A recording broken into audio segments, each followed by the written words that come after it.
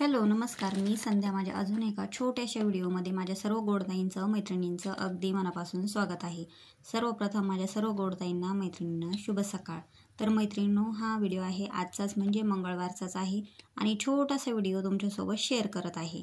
तर 2 दिवसापूर्वी मी तुम्हाला सांगितलं होतं बघा, अजिबात बरं वाटत नाही, पाय खूप असे भरून येत आहे, पायाला गोळे येत आहे, पाय दुखतात आहे, मळमळ होती आहे, डोकं दुखतं आहे. तर त्याचं कारण असं आहे की थोडंसं कावीळचा आजार आहे, हे सुद्धा मी तुम्हाला सांगितलं होतं.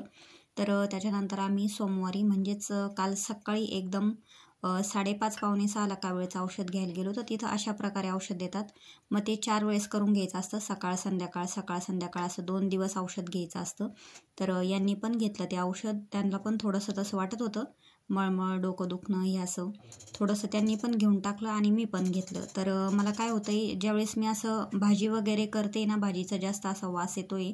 तर कसं तरी थोडीफार भाजी मी करते, कधी कधी ते करू लागले.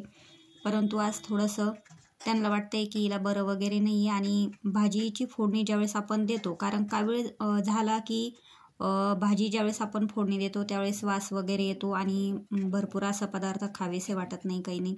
तर कावीळच होता. आणि ज्यावेळेस मी हे औषध घेतलं ना, त्यावेळेस खूप अशा उलट्या झाल्या. कारण हे आयुर्वेदिक औषध आहे.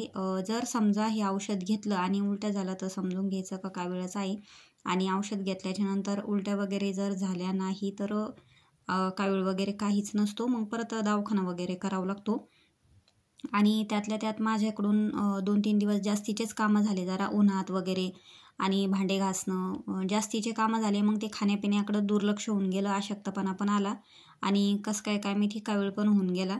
आणि कधी कधी तर असं होतं की पाणी बदल झाला किंवा खाण्यापिण्यात बदल झाला, बाहेरचं जास्तचं खराब वगैरे खाल्लं, तेव्हा कावीळ होण्याची शक्यता असती.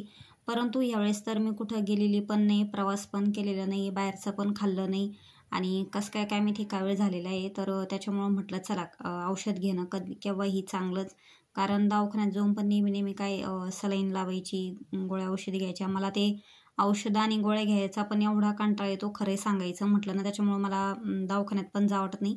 ते 2 दिवसापूर्वीच म्हणत होते की दवाखान्यात चाल, एखादी सलाईन लावून घे. परंतु मला ते खूपच कंटाळा येतो, त्याच्यामुळं मी दवाखान्यात जायचं थोडंसं टाळलेलंच आहे. तर थोडंसं भाजी वगैरे करताना वास येतो आणि जेवण वगैरे जात नाही. मग मला ते कळालं की कावीळचाच आजार असणार आहे.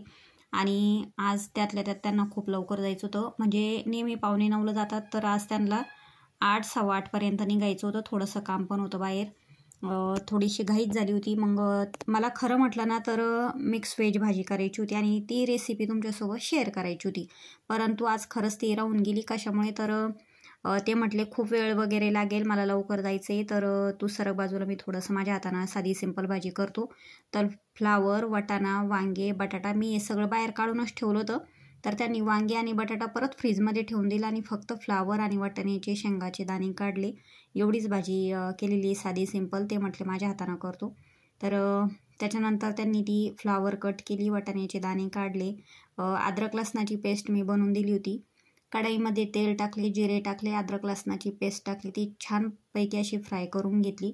त्याच्यानंतर लाल मिरची पावडर टाकली, हळद टाकली आणि कोथिंबीर टाकली आणि फ्लावर आणि वाटाणा जे होतं ते छान असं टाकून घेतलेली. 1 ग्लासभर पाणी टाकले. एकदम साधी सिंपल आपली अशी भाजी तयार केलेली त्यांनी. ही भाजी आज त्यांनीच केलेली आहे, मला अजिबात श्रेय घेणार नाही आहे. कारण सगळं म्हणजे तयारी पण त्यांनीच केली आणि भाजी पण त्यांनीच केली. जे खरं आहे ते खरं आहे. तर अशाच प्रकारे मग त्यांनी भाजी करून घेतली आणि नाश्ता करायला बसले. मग मी चपात्या केल्या, त्यांना वाढून वगैरे दिलं आणि त्यांचा टिफिन वगैरे भरवला. त्याच्यानंतर मी थोडंसं बसले, कारण काय होतं आहे, मला पोळ्या करायला, भांडे घासायला पण 2-3 वेळेस असं बसावं लागतं आहे. खूपच पाय दुखत आहे. आता अजून बाकीचे कामं सगळे बाकी, कपडे, भांडे वगैरे. तर तुम्हाला व्हिडिओ कसा वाटला नक्कीच सांगा. त्यांनी केलेली साधी सिंपल भाजी ती पण कशी वाटली ते सुद्धा कमेंट करून सांगा.